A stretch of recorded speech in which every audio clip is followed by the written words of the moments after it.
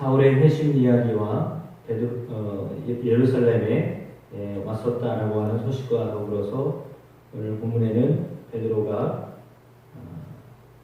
여러 지역을 순회하면서 말씀을 전했다라고 하는 소식을 전하고 있습니다. 이제 베드로에게 관심을 두고 누가는 기록을 이어가고 있습니다. 베드로의 행적은 헤롯이 아그리파 1세의 박해로 투옥되기도 하고 전일 가능성이 있지만 확실하게 알 수는 없습니다. 루다에 사는 성도들에게 내려간 베드로의 소식을 전하면서 스데반의 순교 이후에 예루살렘 교회의 신자들이 흩어져서 유대와 사마리아 모든 땅으로 갔기 때문에 그 중에 일부가 루다로 갔을 것입니다. 32절과 35절의 배경인 루다는 예루살렘에서부터 북서쪽으로 약 40km, 하루길 떨어진 작은 마을이었습니다. 북서쪽으로 더 올라가면 지중해 해변에 욥바에 다다르게 되는데 사론으로 되어 있는 사론 내지 샤론이죠. 루다 서편의 해안가를 따라서 남북으로 길게 뻗어있는 평야 지역을 일컫습니다. 루다와 사론의 모두 로마의 속주 유다에 속한 지역입니다. 그 지역에 베드로가 내려갔습니다. 거기에는 에니아라고 하는 사람이 있었는데 아에네아스라고 하는 정확한 발음은 아에네아스인데요. 그리스도의 이름임에도 불구하고 그가 이방인이라고 단정짓기는 어렵습니다. 루다에 사는 성도들에게 내려갔다가 거기서 에니아를 만납니다. 그는 8년 동안 침상에 누워 있었던 여인인데요. 예루살렘에서 쫓겨온 그리스도인이 아니었던 것으로 보여집니다. 중풍병에 걸려서 오랜 세월 동안 고생을 하였던 여인입니다.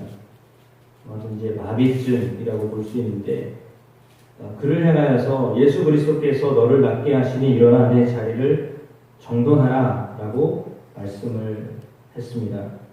사도행전의 다른 곳에서도 볼 수 없는 독특한 선언인데요. 예수님이 마비증 환자를 향하여서 고치신 일이 있었습니다. 일어나 내 침상을 가지고 집으로 가라. 이때 그렇게 명령하셨죠.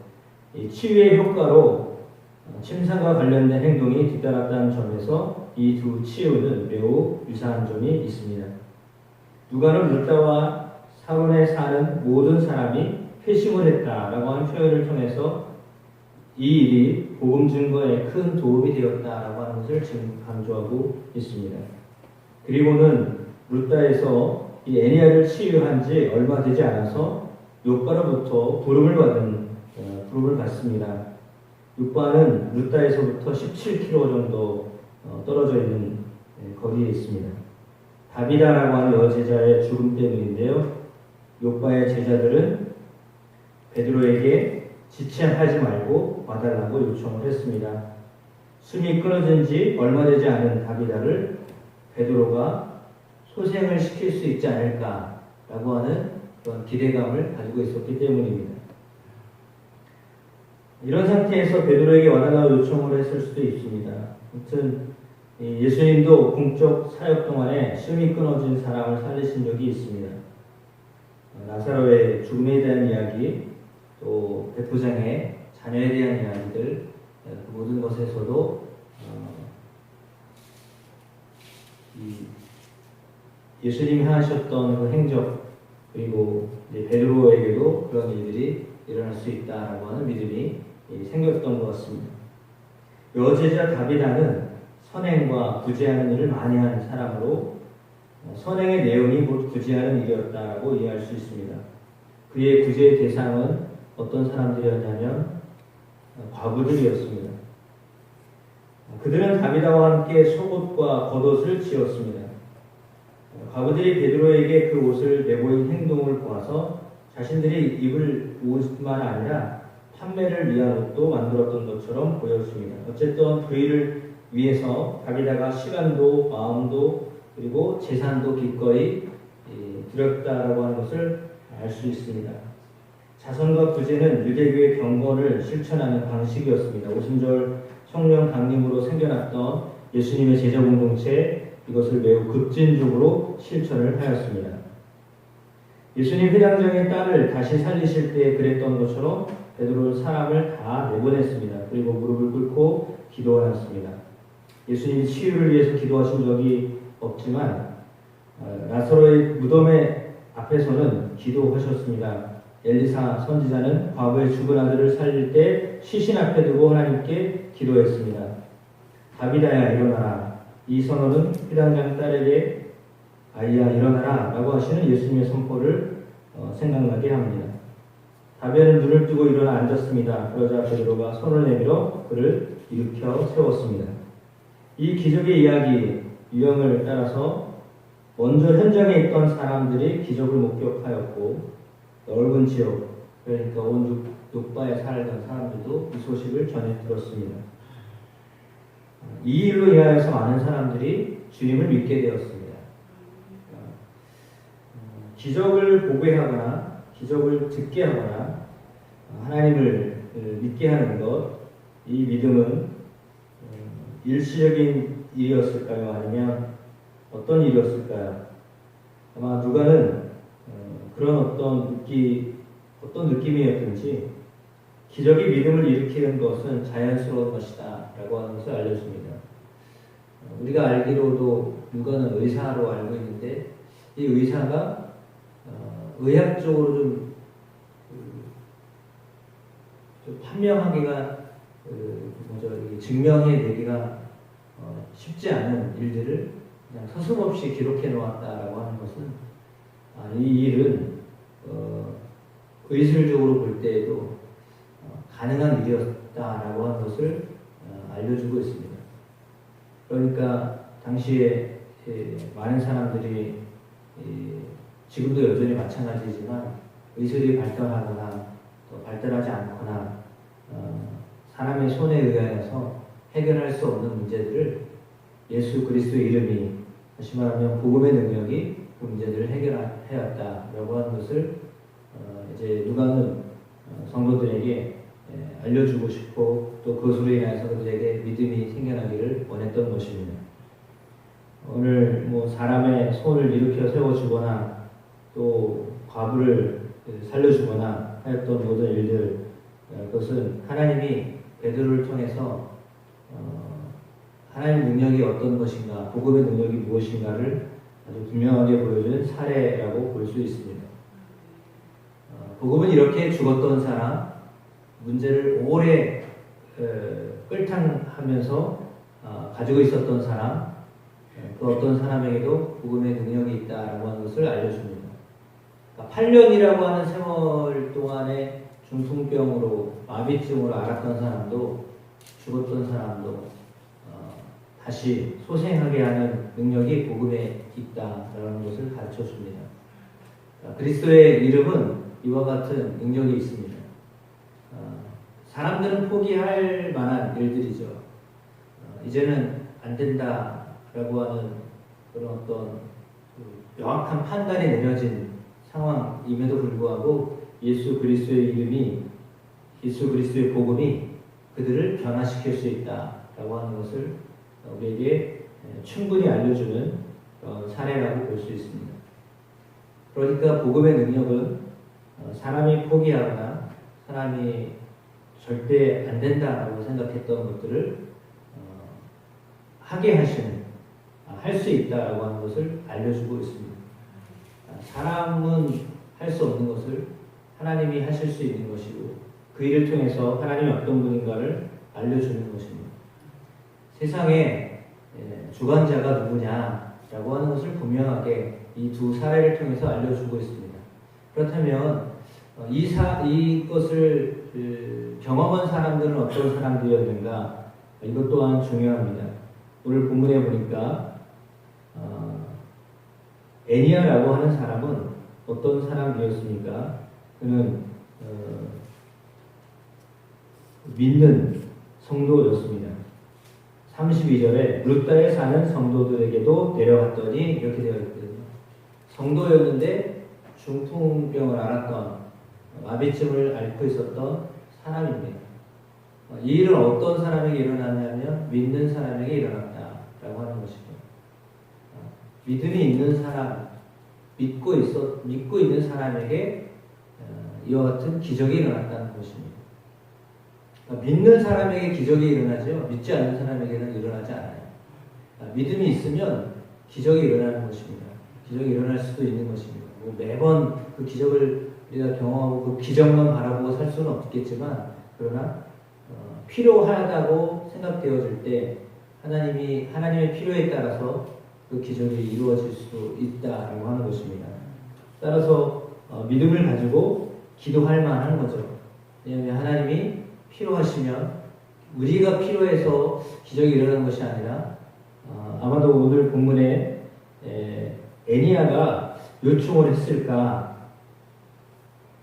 어떻게 생각하십니까? 애니야가 8년 동안 중풍병에 앓고 있었는데 본인이 요청을 했을 것 같습니까? 아니면 주변에서 요청을 했을 것 같습니까? 본인이 이야기하기는 참 어려웠을 것 같아요. 근데 주변에서 이 사람은 정말 회복되어야 될 사람이다 라고 그렇게 인정을 했던, 그래서 다른 사람들이 중보를 여전히 했던 사람이었다 이렇게 추측하기가 쉽겠죠.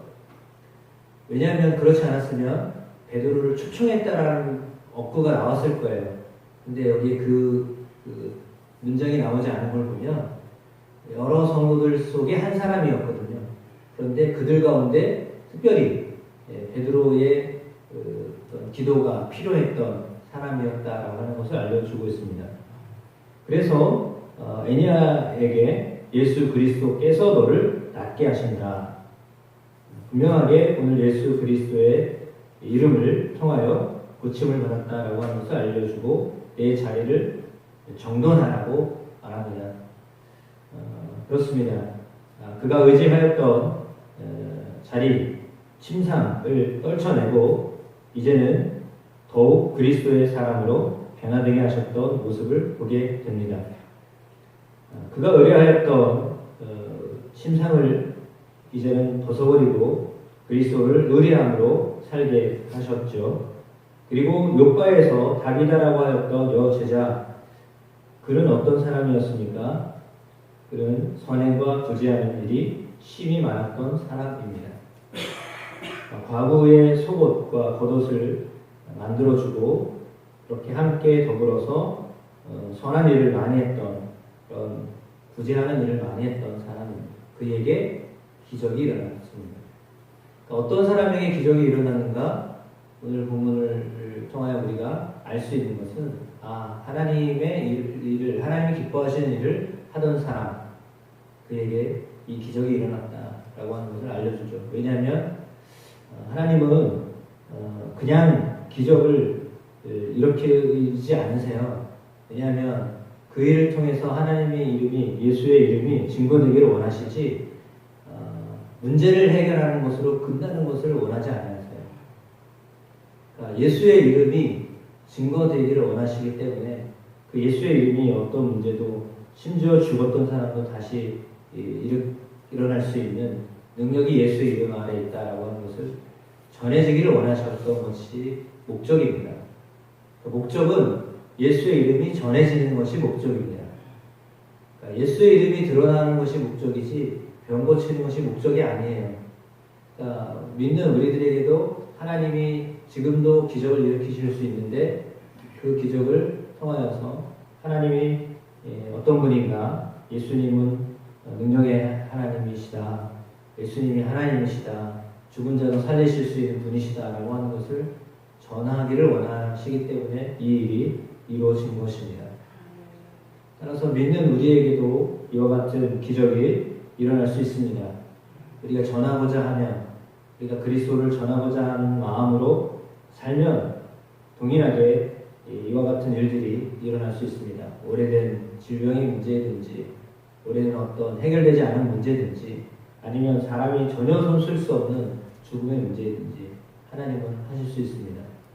따라서 우리의 심령 속에, 우리의 마음에 예수님을 전해야 되겠다. 늘 그 마음으로 살다 보면 이와 같은 기적도 하나님 경험하게 하심을 믿습니다.